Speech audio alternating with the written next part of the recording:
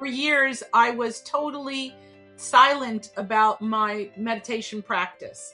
I would go into clients' homes when I'm done and I would meditate for them. I would do like a special, especially if it's a new infant or something, I'd go in the room and I'd do a special meditation. They wouldn't even know. I realized now that I'm long in the tooth that I can now combine my two loves, my love of meditation and design. And that's only recent. And that was also during COVID when we all did a lot of deep soul searching. So I thought I'm not going to be in integrity, my own integrity, unless I combine my two practices.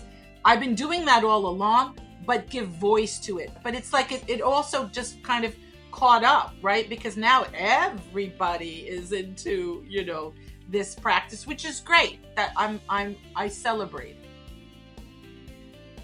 Hello. Welcome to another episode of Adeptus On-Air. I am again your host, Mike Hoffman, and today I'm joined by New York City-based interior designer, renowned for integrating mindfulness into her design practice, Kim Depole. Kim, how are you today? I'm wonderful. How are you? Good. Appreciate you taking the time to chat with us today. My pleasure. It's an interesting combination when I was, reading about what you do, because I guess you're a long-time meditator. Yes, absolutely. And from what I gather, it's pretty interesting. You kind of take that approach in terms of mindfulness and all that kind of stuff into your approach to interior design. Absolutely. So it's nice that you combine like two passions of yours into one. So we'll definitely, kind of get into that. But, kind of talk about, how you got to this point in life, meaning interior design. Is it something that was always of interest to you? Did you kind of just, your life evolve in this direction? Like, how'd you get to where you are? Well, my evolution was always as an artist. And interior design was actually my second career. I worked as a creative director for many years in a corporate environment, and I kind of burned myself out. And I did what everybody doesn't do. I moved to Japan, and I saved all my money, and I rented a traditional Japanese house and lived there and traveled on. I like to call it the Grand Tour. And then when I came back, I wasn't quite sure what I was going to do. And I was invited to just be an assistant at the first DIFA show house, which was this incredible project. And after 2 weeks, they let the director go and they put me in charge. So I should say it was trial by fire on a massive scale. Sometimes that's the best way. Oh, for me, I think quite often that's the only way. But yeah. So then from there, that was my love story. From that point on, I didn't want to do anything but study architecture, design. And so went back to school and then just started to get some clients straight away. So, yeah. Yeah. It's interesting because, I'm looking at your website and, obviously you're showing the different kinds, some of the rooms and absolutely beautiful. So there's a process with interior designers. And I know with any career, there's always skeptics, with our career in accounting. I can do my own return. I don't need you. People who say interior design, well, why do I want someone picking out what I'm going to have? I know it's so much more than that. And it's not you picking out, it's collaboration and, making the space your own and things like that. So kind of talk about what you feel your role is when you're dealing with a client. Well, I'll have to just preface that with, I also did a lot of developments with developers creating the model apartments. Cool. So in that way, it's sort of, what's the demographic we're appealing to and how can I target it? So I really hone very particular skills in that regard by doing that. And then as far as when I'm working with a client, I call it deep listening, because it's listening to what they need, their lifestyle. And then as far as who reaches out to me, it's interesting because I get a pretty diverse group in terms of, a woman, a doctor that moved from California to New York and wanted to set up a really lovely home. I've been with a lot of clients that are in transition with divorce, or now that I'm so long in the tooth, I'm doing the children and the grandchildren. So there's that whole Yeah. evolution, because you become, it's so intimate that you Yes. become part of the family. And I really treasure and respect that honor, because it's an Yeah. honor to create someone's Sure. home. Well, you're helping them create their most important space, Absolutely. which is obviously their home. So what's the conflict like in your head? So this is an internal conflict question. You got to know someone, you get a feel for what they like, and obviously at the end of the day, they're making their decisions. It's their home. You could recommend whatever you want. I gotta believe there's times that someone's coming to something that you just absolutely think is either wrong for them or something that you just think is, for lack of a better word, hideous. So how do you in your head kind of navigate that difference? Because at the end of the day, it's what they want, but whether you feel it's just wrong for them or just god awful, that's going to be out of style in a week, what's your approach to those kind of things?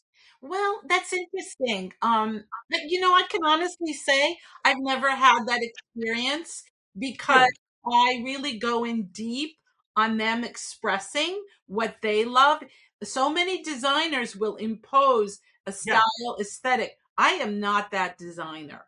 I am really there present to listen to their preferences. Now, I'll guide them if something's very impractical, if Yes. spatially it doesn't work. I mean, I'll be really honest about that. I'm not going to agree to something I know that is a mistake. So Right. in that way, but as far as like hideous, I mean, I'm just even trying to think.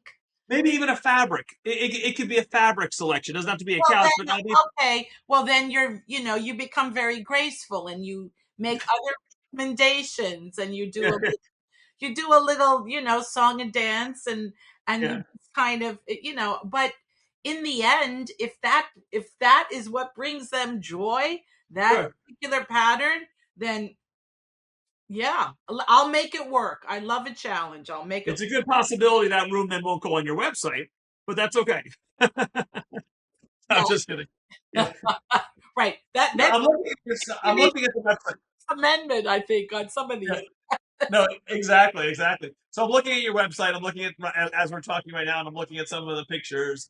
And again, I could be using the wrong term because I'm a business guy, not necessarily art. But it seems like a lot of your stuff, which I love, seems to be kind of more towards the modern stuff, Yes. which is how I want to do it. So how do you like working with someone who might be more, and I'm using wrong terms, I know I am, like, Victorian or old school, or, the old mahoganies versus the different colors? I mean, is that harder for you to work with someone like that who's just very different than kind of how you, Well, I mean, you only want to work with people that you're simpatico with, correct? well, that's my point, right?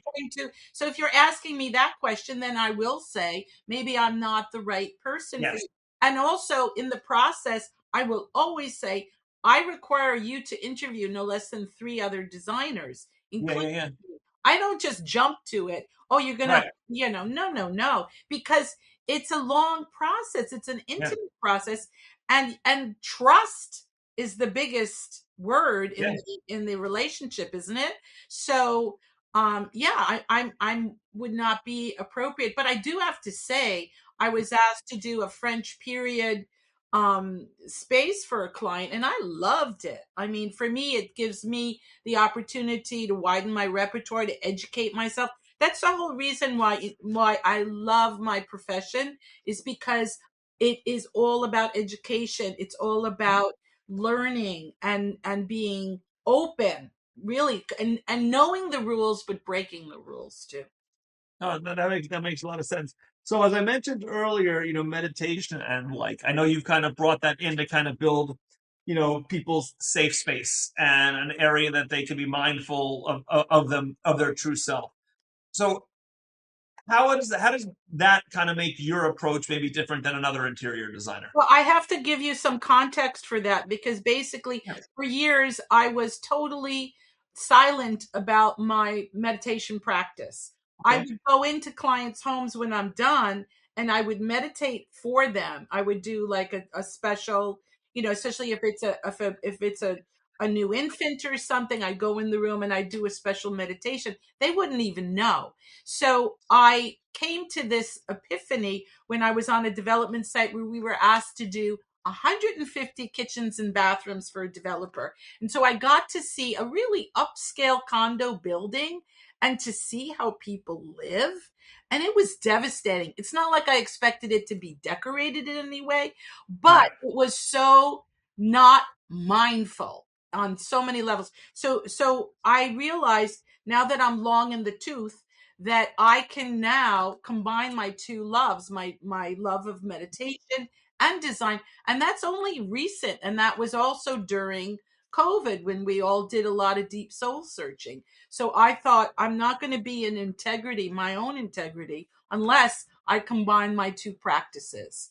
I've been doing that all along, but give voice to it because I didn't Yeah. want to be the one, oh, Kim Depole, the woo woo Chiquita, like all of the horrible things people just say about that. But it's like it also just kind of caught up, right? Because now everybody is into, this practice, which is great. That I celebrate it. So Yeah, it's interesting because obviously, and I'm not even talking like style of what you like and so forth, but you're just dealing with people with just different personalities. You have the really organized, neat people. I'm sure you have the people that, live in clutter, or, a little messier and so forth.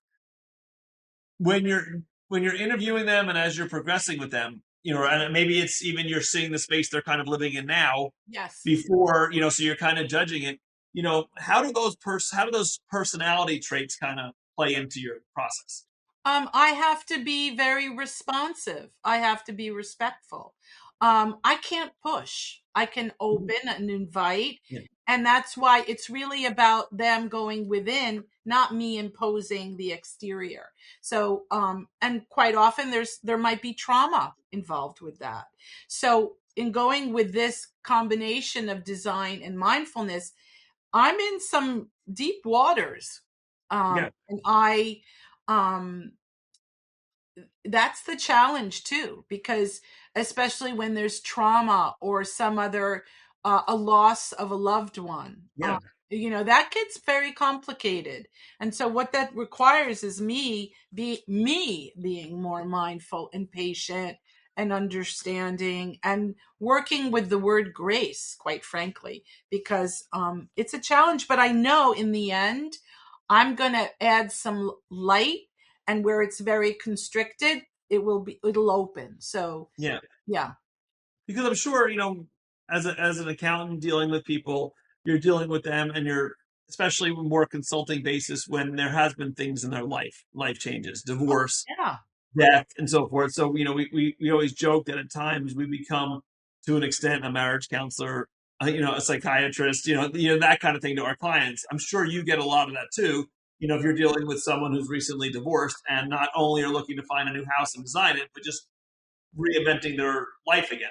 Oh, absolutely. And what's really lovely about that, like I had this beautiful couple. It was my first project out in the Hamptons, and they were both in financial sectors. And there wasn't that much, there was sort of art around, but not really. And then I see, but what do you like to do? Oh, we love to travel. Give me all your pictures. Give me all of the photos you took. And sure enough, I found 5 that were exquisite. I blew them up and we designed the whole room around their photos, and they realized they had that artistic Mhm. sensibility and expression to a place that they never realized, to the point now they're the ones telling me, oh, Kim, have you been to the Met lately? And I was like, what? How do you know that before I do? And sure enough, they've ring circles around me in terms Yeah. of knowing what's going on. So that's the part that's just such a joy to experience. Yeah, that's nice. So talk to me, because I know a lot of people are always fascinated with this. Talk to me about your experience with Oprah. Well, that was wild because what happened was I had recently opened my practice, and I was doing a lot of TV shows like Lifetime Television, these, the little design segments, Yeah. like, oh, design me a Roman, blah, blah, blah, in 20 seconds or whatever. So I just did it and sent. I went to some woman's house, like, I don't know where I was, in some basement. I had like 3 hours to redo the whole thing. And then I get a call from this woman, and she said, Kim, I moved to Chicago. I'm one of the producers. Can you drop everything and do a segment? And, excuse me, I put down the phone, danced around the studio, you know. Yeah. So I did that. And then I got called back again. But on the second time, she flew my painter and my assistant to Chicago for a week. And it was just a tour de force. I didn't sleep for 5 days. Yeah, And yeah, yeah. went, and then, on the seventh day, you meet God, you meet Oprah at the Harpo Studios. So it was just an exquisite, amazing experience. Just, yeah. Well, what did you do? What was your experience like with them? Like, you were there for a while, you had your painter. Like, what were you actually doing? Well, what they did, it was insane because they lost my luggage. I arrived, and it was in March, and it had been really warm. So it was like, it was just like overwhelming. And I was like, just focus, Kim. When Yeah. I say tour de force, I really mean it. Right from the airport to someone's apartment, with all the cameras, with the producers. Okay, Kim, you have 24 hours to redo this room. And then the lawyers come in and be, oh no, you can't do that, or you have, and then it's okay, we're going to have you design a piece of furniture. So it was like that. It was nonstop. And then it was to the next department. So it was Right. shooting, and I mean, I had a TV experience, but there's nothing like sitting right next to Oprah and All being, right. That has to be right. yeah. Yeah. No, that has to be a neat experience. When you think about these people and you think about the legends. I mean, obviously, there's no show. At least at that point in time, there was no show bigger than I know, Oprah Winfrey Show. yeah. And it was funny to be in Chicago, and then after it had aired, to walk around and people coming up and like, oh, did I? And it was Yeah. just so bizarre to me. But and then I just went, right back into working. But the sweetest thing I have to share is, at that time, I had this lovely woman, Norma, from Fort Lee, New Jersey, who reached out to me and said, I saw you at Oprah. Can you come to Fort Lee and do my studio apartment? I said, of course I can. So I did. And to this day, she's a dear friend, and I've done the apartment over twice. And it's just like the sweetest friendship from the most, Yeah. remarkable place. So, I gotta believe it's a good point. I gotta believe with a lot of your clients, based upon what we were talking about before, the intimate relationship you have with them, that I'm sure relationships do form, and many of them do continue well past when your job is done. oh, yeah, absolutely. Or actually, to the point of the first house, the second house, the first Yeah, promotion, the second promotion, the house in Paris, it goes on. Yeah, absolutely. yeah. Because I'm sure with new houses, sometimes you're designing. Uh, you might be designing some of the rooms, but from budgetary reasons, maybe they can't do their basement, or maybe they can't do the dream, movie room they want to do in the basement, and so forth. So maybe 2 years later, they call you, okay, we have the money, Yeah. and we could do that. Yeah, quite often is working in phases, or just, it's a little bit, sometimes it's triage. Sometimes it's taking care of just what they have and Yeah, reorienting it. I mean, I consider myself, I started as a high-end residential designer, but I feel more called to serve on a bigger level. So that's why, yeah. yeah, I'm really trying to, feel comfortable with having consultations on Zoom and really providing service in that way. Yeah, which kind of leads me to where I was going with that.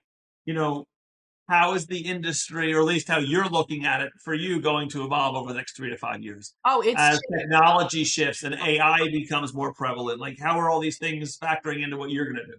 Well, it's remarkable because AI, you can literally just go into the program and say, shoot, scan your room, and just say, I want it Japani style, I want it Scandi style, I want whatever. Yeah, But what's the difference for me?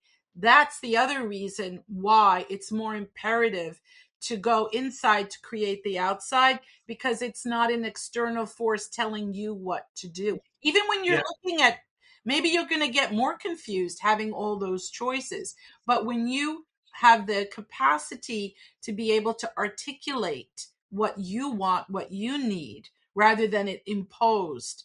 I think that's critical. So that's what I'm working on now is intentional living. It's something that AI cannot give you. You have to, it's articulated from the inside out.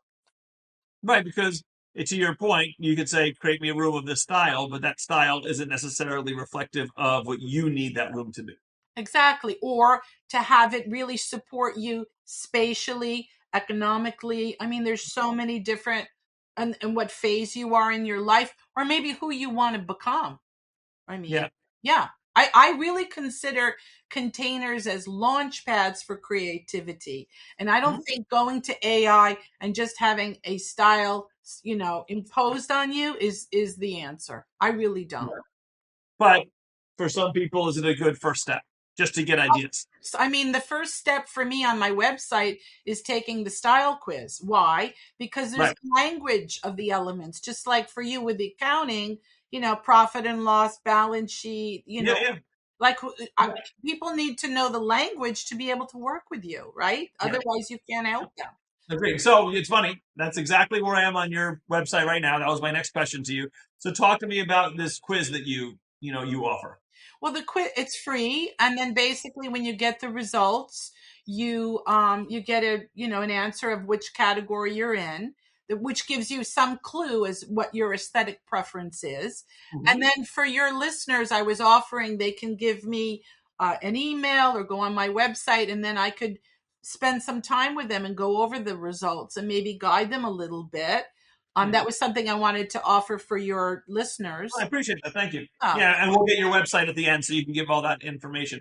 Do you find that after people take your quiz, more times than not, they're surprised with the results, where maybe they thought they're in their mind they were in one direction, but the results are kind of indicating something different? it varies greatly, I have to say. But I probably would say on 100%, maybe 80% where, yeah, I knew I had that preference. Maybe 20% were, oh, I'm really surprised. But a lot of them weren't even like thinking of the elements. Like I don't think about, the light. I know that, I have a window or a lamp, but what do you Yeah, mean by light quality or fabric? What are you talking about? It's just the fabric of my sofa. No, there's yeah. not.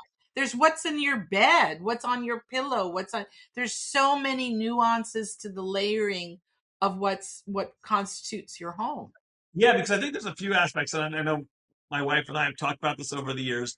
There's what do you like the look, but then it's also got to be something that you're comfortable with. Meaning, you can have the most gorgeous, couch, but if it hurts your back to sit on it, Yeah. then Oh, I I what are we doing?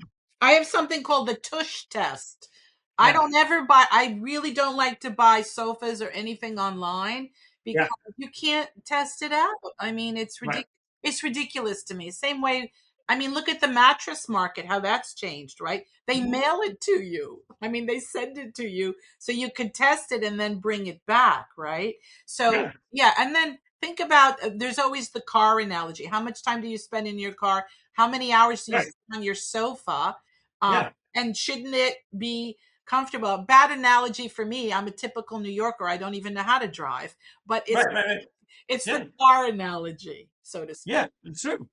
It's true. A lot of times people are like, I want this kind of car, you know, I want, but why? Because, oh, it looks kind of cool. But yeah, you're sitting in it for, how many hours a week, but, oh, wow, this seat's really uncomfortable, or my head's hitting the ceiling, or my knees are my, that kind of thing. Yeah, absolutely. Yeah.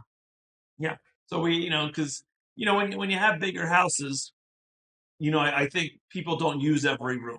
I think that's always been the thing. So I think some rooms are designed for looks, and some rooms are designed for living. So I think they're designed for living. I think obviously the focus needs to be on comfort. And if it's the room that you're going to sit in once a year, or you're really not going to sit in, but you're just going to walk by it all the time, I think that's when you can have a little different approach and say, wow, I really want it to look chic or modern or whatever it may be. I think you can totally kind of change your approach where for that room, your tush test isn't as important Right. as where it is for the family room where I got the 75-inch TV. Right. Exact. Well, yes and no. I mean, that's why I believe in intentional living. Why waste that much real estate? I mean, Oh, agree. you No, know, well, to me, it's not. I'm the other aspect of me that's pretty unusual in the decorator world is I'm very practical. I mean, yeah, yeah, I think, wow, that's a lot of real estate to just go fallow for how long, or just yeah. absolutely. So Yeah, no, we just downsized. I have the two kids, basically out of the house now. So I'm like, what do I need this, bigger house for? So we just kind of downsized for a couple of years until we figure out our next move. It's like, what are we doing with all these empty rooms? There was really no point. but I like to change your language because I think language is really powerful. So I have a whole new vocab. Downsizing is recalibrating. It's not Fair. downsizing. It's really recalibration. And declutter is curating, right? It's not just declutter like I can't breathe. It's curating what you want to have around you because that's Yeah, intentional. So I think the language you use is very important. that's very fair, very fair. All right, so kind of talk to me about how people can find you on social media and your website and so forth. Yeah, well, my big platform is on Substack, and that's where I have my whole intentional living. I have a whole thing that I started beginning of January, 7 weeks of gratitude. Mhm, And I do a lot of writing, and I do a lot of research in science and in mhm. the physiology of the body. I mean, I'm Right. learning all kinds of things that when you are surrounded by a lot of clutter, your cortisol levels go up. I mean, there's just a lot more scientific fact that's, kind of shocking. I just learned recently that when you have a carpet, if it has more texture, it's a more grounding experience for the body rather than anything that's like a flat weave. So interesting insight for me. So Yeah, yeah, yeah, so yeah. basically it's Substack, intentional interiors, and most of it's just all on my website, depoledesign.com. Awesome. Okay, and you're also on Instagram, the pole design as well. So it's perfect. Well, listen, I appreciate the offer to the client, to the listeners. Hopefully, some of them take advantage of it for sure. And I wish you nothing but continued success. Wonderful. Thank you so much. I appreciate the time. It was Thanks for listening, everybody. Thanks for listening to Adeptus On-Air. If you like this episode, please subscribe and leave a review. The views and opinions by the podcast speakers and guests are solely their own and do not reflect the opinions of Adeptus. This podcast provides general information only and is not intended to constitute advice.